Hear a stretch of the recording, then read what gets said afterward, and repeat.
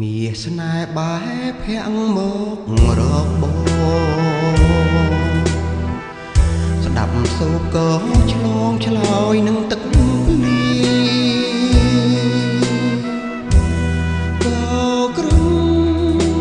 ក៏ក្រឹមក្រឹមជារៀបរៀងជារឿងមួយសែនស្រណោតង់បន្តក៏ជាសូឈ្មោះសូជាងគួរឲ្យអឡទឹកភ្លៀងជ្រៀងឆ្លងលោមភ័ក្រស្រណោមកលើធរណីភ្លៀងជោគជាំដីណាស្រីលងរៀមវៃត្រក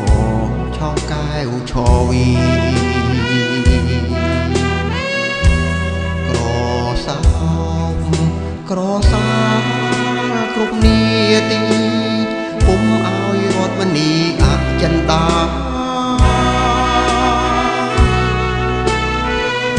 សំលេងទឹកភ្លៀងជ្រៀងសនដំបំពីអារម្មណ៍ទាំងទ្វេសពខ្សៀវរញីផ្ដាំថានេះហើយវាសនាស្នេហ៍អនាគត